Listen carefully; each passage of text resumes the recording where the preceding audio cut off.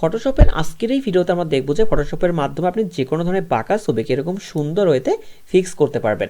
So এই বিষয়টা কিন্তু খুবই সহজ। তো চলুন এটা কীভাবে করে আমরা ধাপে ধাপে দেখে নিই। সো এইটা করার জন্য ফার্স্ট অফ অল আপনি যে কাজটা করবেন, আপনি আপনার যে কোনো ছবিকে অন করে নেবেন এবং অন করে সেই ছবিটার ব্যাকগ্রাউন্ডটা রিমুভ করে ফেলবেন। সো ব্যাকগ্রাউন্ড রিমুভে দেখবেন আমরা অনেক ভিডিও আছে, আপনি সেখান থেকে দেখলে ইজিলি ব্যাকগ্রাউন্ডগুলো রিমুভ করতে পারবেন। দেন আপনার কাজটা খুবই সিম্পল, জাস্ট লেয়ারটাকে সিলেক্ট করে আপনি সরাসরি চলে যাবেন এডিট সেকশন এবং এখান থেকে সিলেক্ট করবেন পাপেট ওয়ার্ক নামে এই অপশনটাকে। সো এইটা সিলেক্ট করে আপনি কী করবেন, বিভিন্ন জায়গায় বিভিন্ন পয়েন্ট ড্র করবেন। সো দেখুন এইখানে আমি পয়েন্ট ড্র করতে পারি, আমার যেখানে যেখানে পরিবর্তন করার দরকার আছে সেখানে সেখানে আমি কী করবো, আমরা পয়েন্ট ড্র করবো। সো দেখুন আমি এইগুলো পয়েন্ট ড্রাগ করলাম। এবার আমি কী করবো, দেখুন যখন আমি পরিবর্তন করতে যাবো জাস্ট আমি দেখুন এইটা ড্রাগ করলে আমাদের পাটা পুরো সোজা হয়ে গেল।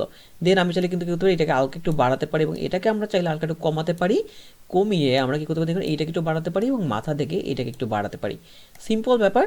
সো দেখুন আমরা এইটুকু রেখে যদি এবার আমরা এখানে এন্টার বাটন প্রেস করি তাহলে আপনি দেখতে পাবেন আমাদের কিন্তু মানুষটা পুরো সোজা হয়ে গিয়েছে। সো দেখুন এইটার পরে কিন্তু আপনি চাইলে দেখুন এখানে একটু বাড়াতে পারেন, আপনি চাইলে এখানে একটু কমাতে পারেন।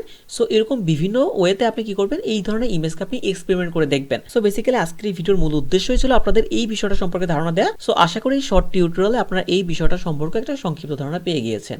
সো আজকের জন্য এতটুকুই, দেখা হচ্ছে সম্পূর্ণ নতুন কোনো ভিডিওতে। এরকম আরও অনেক গুরুত্বপূর্ণ ভিডিওর জন্য আমার সাথেই থাকুন। ধন্যবাদ।